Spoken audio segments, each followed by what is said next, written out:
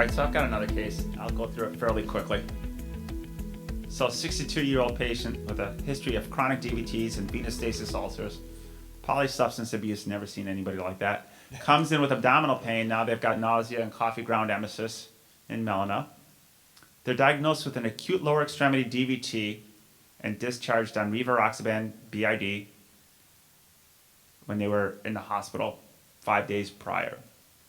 Their last dose was 4 to 6 hours ago. Important to know the dose.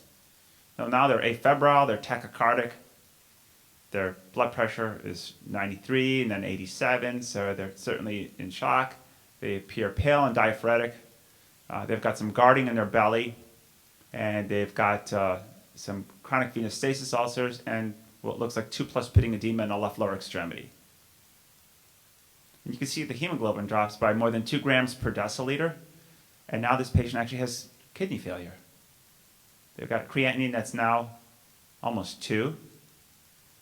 Their INR is a little bit elevated. They were on Riva, so they're taking it.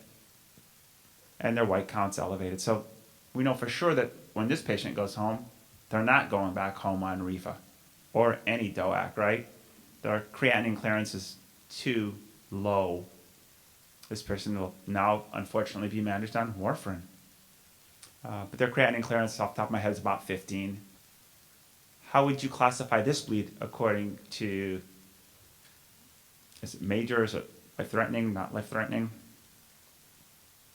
Yeah, so it's certainly one of those two. I mean, if we don't do nothing, it will be life-threatening, and if we do something, we might be able to make them more hemodynamically stable.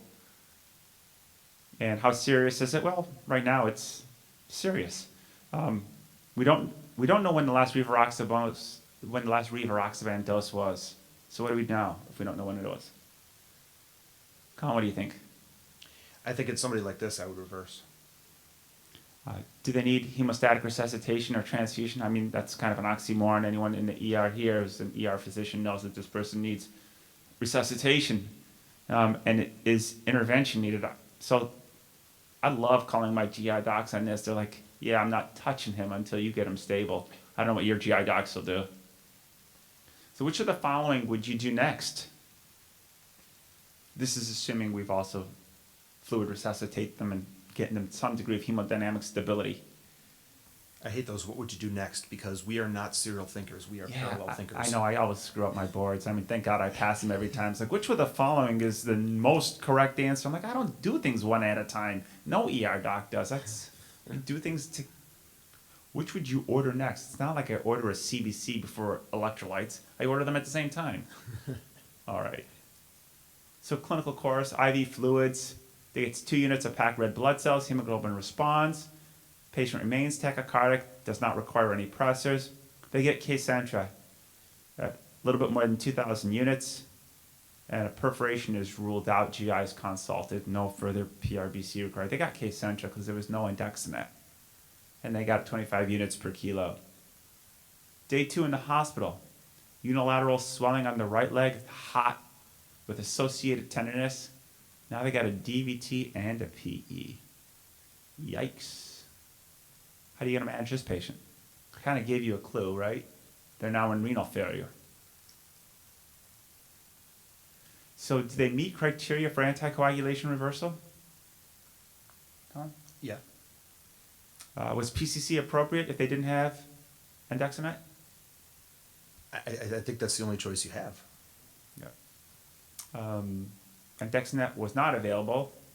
Would you, if Indexanet, that's reworded, if Indexanet was available, would you use it over PCC? If it had been, would you use it over PCC? I would. Yeah, probably. When would you restart anticoagulation? That's a tough one. Defer. Yeah. Well, they're going to get scoped, and I think, like the gentleman said, once you've got hemodynamic stability and you do the scope, and GI says, hey, go ahead, because this guy's got an acute clot, and they're at risk for another clot. Remember, they're most vulnerable in that first 3 weeks after their first clot. Let me add something to that point. Our GI docs will tell us that they want us to, let's say this is warfarin, because we have a little more familiarity with how that reversal goes. Their INR is 2.5. that comes back in real time, and they're on an LVAD. And in my institution, if you have appendicitis, it's in your transplanted appendix, and the appendix is on an LVAD. That's what it's like sometimes. Nothing is simple. So this guy on the LVAD, our GI guys will say, you know what? Don't reverse them all the way. Take them from 3 down to like around 2, and then why don't you intubate them, and we will go ahead and scope them in your ED. And I'm like, yeah, okay. But that's how it sometimes goes. But they will actually anticoagulate those patients and not fully reverse them.